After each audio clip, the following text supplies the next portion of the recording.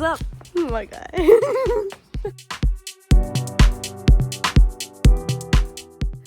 Everything was normal as per usual, checked in at the airport, everything good. Then our plane on the way to Ethiopia was 2 hours delayed, but we only had a 1 hour layover. So as we're busy hustling to the plane, somebody yells, Run! Sports bra.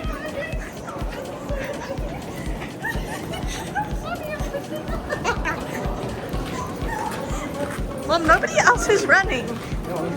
They actually did hold the plane for us, and it turns out we ran for nothing and we were extremely out of breath, literally for no reason. But the rest of the flight was pretty okay, except everybody was a little bit overwhelmed. We arrived alive until we were in the van, and this is what was playing while we were trying to sleep.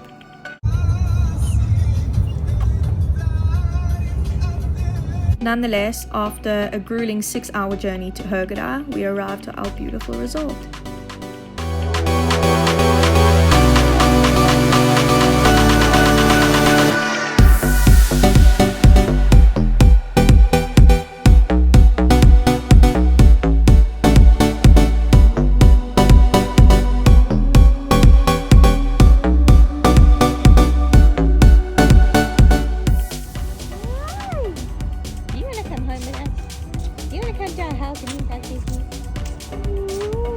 We spent one full day in Hurghada at the resort, and the next day Brett, Colby and I decided that we were going on a tour to Xoxo.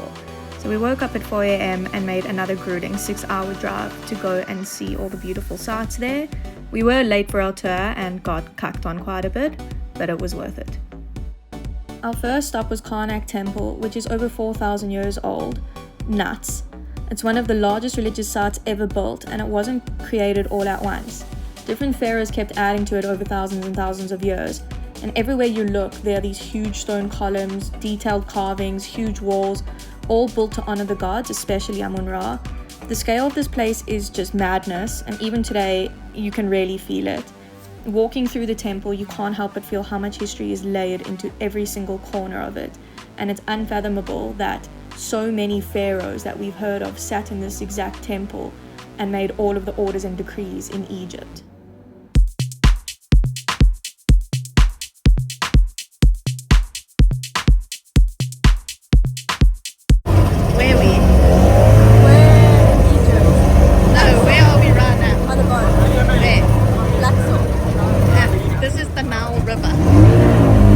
At this point, our guide took us across the Nile to a place called Banana Island, which I actually feel was quite a bit of a scam.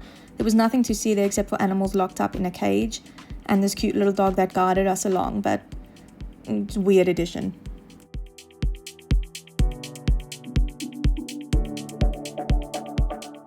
We then made a quick stop at the Colossi of Memnon. These two statues once guarded the entrance to a huge temple built for Pharaoh Amenhotep III. Even though most of their temple's gone now, these statues are still here, towering over everything.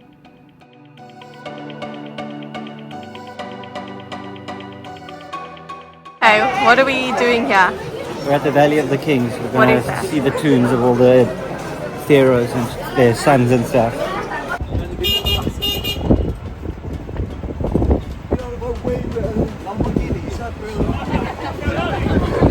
The Valley of the Kings is one of the most important burial sites in ancient Egypt. It was chosen for its hidden location in the desert cliffs, and it was meant to protect the tombs of pharaohs from grave robbers. Instead of pyramids, kings were buried in elaborate tombs carved deep into the rock and below the earth. Each tomb is completely different with its own layout, artwork, and text, depending on the ruler and the time it was built. And together they give us an incredible look into how the ancient Egyptians viewed power, death, and the afterlife in all of its beauty.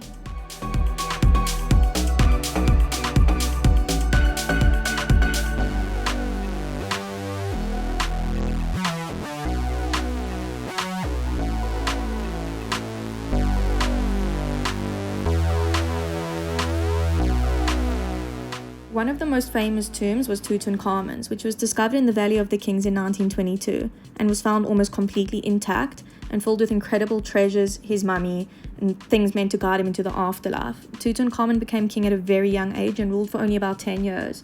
His tomb gave the world a rare glimpse into ancient Egyptian burial traditions and made him a symbol of Egypt's enduring mystery and history. Our last stop was Queen Hatshepsut's temple, which is probably my favorite stop. She was one of ancient Egypt's few female pharaohs, and she ruled for over 20 years during a time of complete peace and prosperity. Instead of hiding her power, she fully embraced the role, even depicting herself as a male ruler in statues and carvings. Her temple at Deir al-Bahari was built to reflect that exact legacy. It rises dramatically from the cliffs, the terraces, columns, long ramps make it one of the most striking temples in the whole of Egypt. It wasn't just a place for worship, but it was like a statement of her authority and her place in history compared to all the other male pharaohs.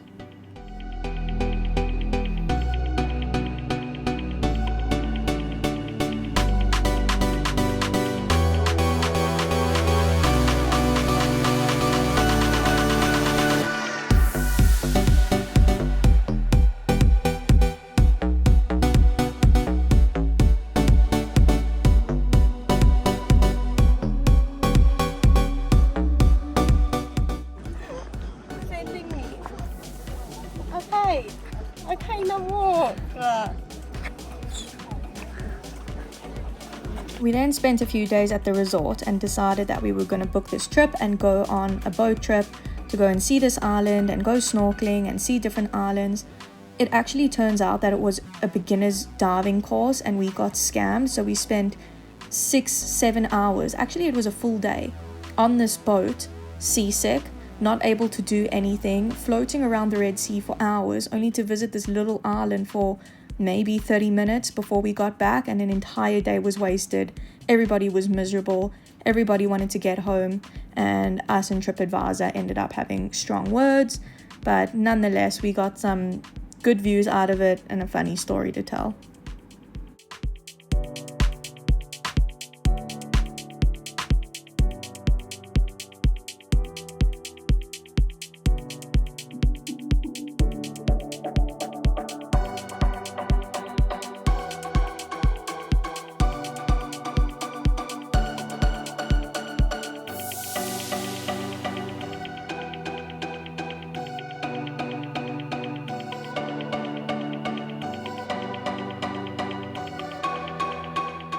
Alongside the nice views and the chilling, the day before we left for Cairo, Brett and I's toilet in our room exploded with the entire resort's sewage, so we had to quickly get out of there and get all of our stuff out of there, but trauma at its finest.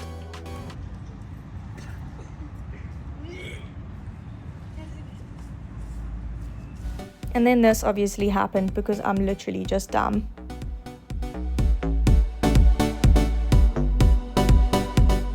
But we survived all the chaos that was the last 2 days, and we spent the last day just chilling at the beach, at the Red Sea, spending time together, getting things prepared, and just having a really, really nice time together before we headed out the next day to Cairo.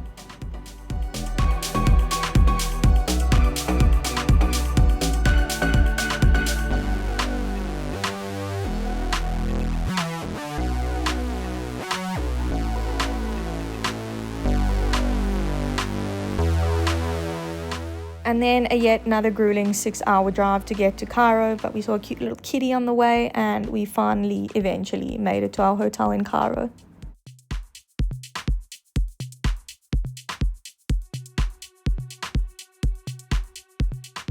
Naturally, our first stop here were the pyramids of Giza, which are some of the most famous structures in the world, and they've been standing here for over 4,500 years.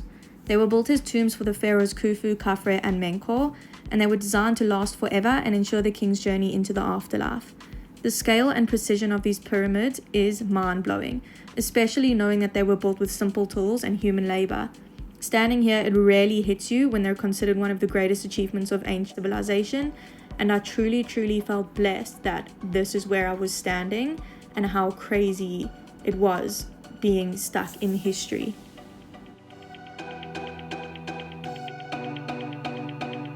My gosh. Oh my gosh. Did they actually did this? The Great Pyramid, which is the biggest one, originally stood about 146 meters tall. Each of the millions of stone blocks used to build it can weigh anywhere from 2 to over 15 tons, making their precision insane. Nearby is the Great Sphinx, carved by a single piece of limestone with the body of a lion and the face of a pharaoh, believed to represent Khafre. For thousands of years, the Sphinx has stood to watch over the pyramids, adding to the mystery and power of this ancient landscape.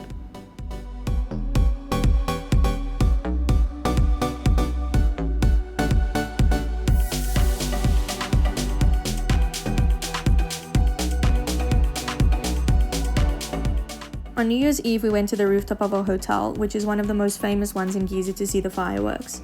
It had to be booked months in advance, and the hotel didn't serve alcohol, but naturally we bought our own. We had a really nice buffet dinner together, they had some entertainment for us, and then together we counted down into the new year, watching fireworks in front of the pyramids. It really, truly was a bucket list experience.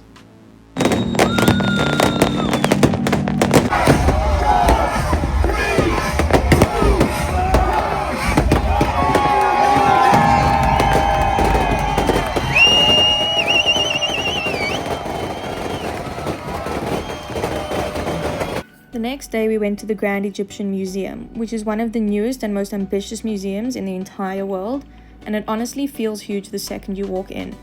Sitting right next to the pyramids of Giza, it took over 20 years to plan and build, and construction was completed only in 2023, so we were really lucky with our timing.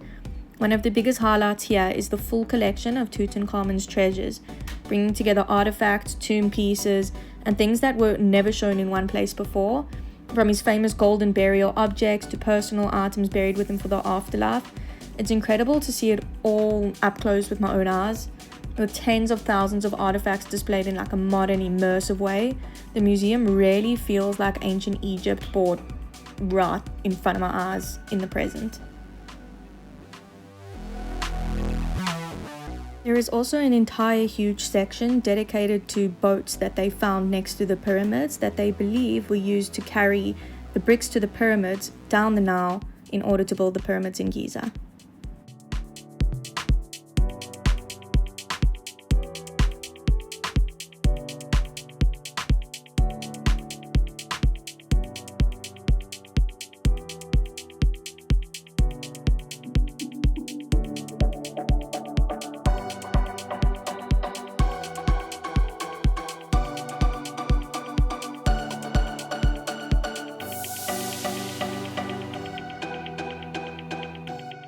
The next day's adventures took us to Coptic Cairo, which is one of the oldest parts of the city and an important center of early Christianity and even Judaism. It's filled with ancient churches, a synagogue, and very quiet streets that make it feel completely different from the rest of Cairo. One of the most significant sites here is the Church of Abu Surga. According to tradition, it was built over the cave where the Holy Family, Mary and Jesus, stayed after fleeing to Egypt to escape King Herod's order to kill newborn Jewish boys. Here we got to see that cave. Because of that, Abu Surga is considered one of the most sacred Christian sites in Egypt, and the history here feels incredibly real.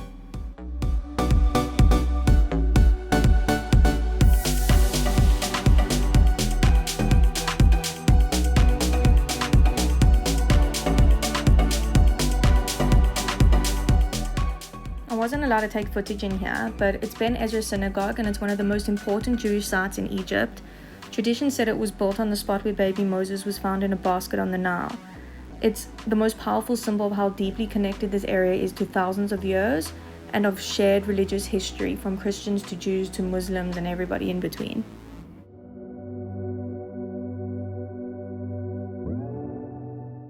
And this is the Hanging Church, and it's one of the oldest and most famous churches in Egypt. It's called the Hanging Church because it was built above the gates of an old Roman fortress, giving it the appearance of hanging in the air. For centuries, it was the center of Coptic Christian community, and today it stands as a powerful symbol of Egypt's Christian history.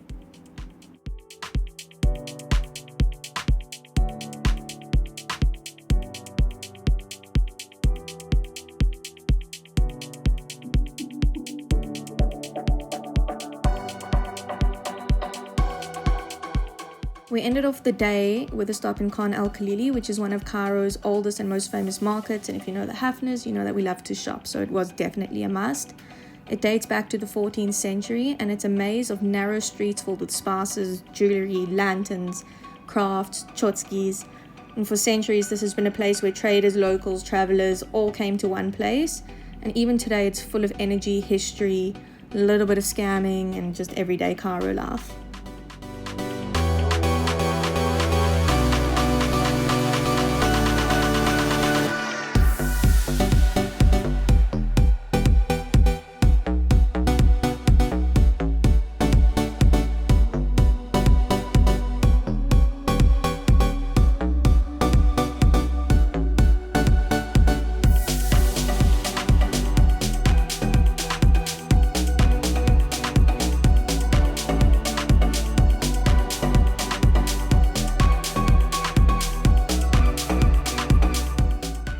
On the last day, we still had some cool things to see. Nearby is the Imhotep Museum, which showcases artifacts from this specific site and honors the man who later became known as the father of architecture and medicine in Egypt. We visited here first to get some context and got to see fancy artifacts and a mummy.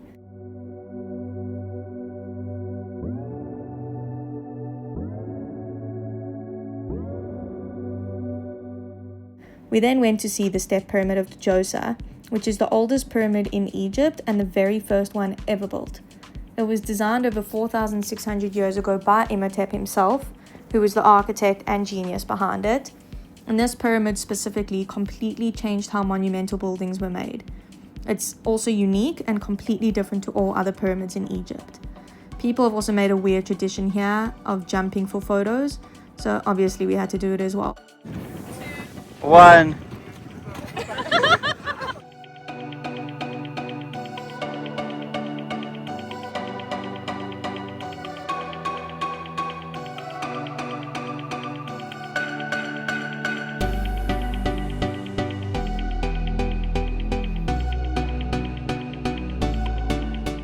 This site is so central that from one side you can see the pyramids of Giza, and from the other side in the distance you can see the Red Pyramid and the Bent Pyramid.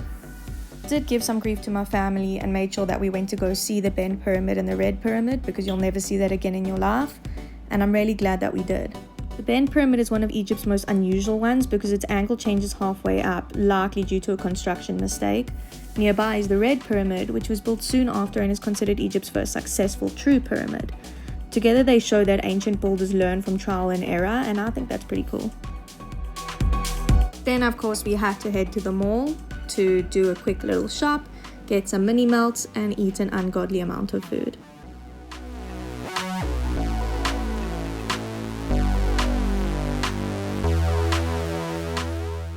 And just before we headed home, I wanted to show you guys how cute and themed the rooms were. They were quite spacious and we had a really good time here.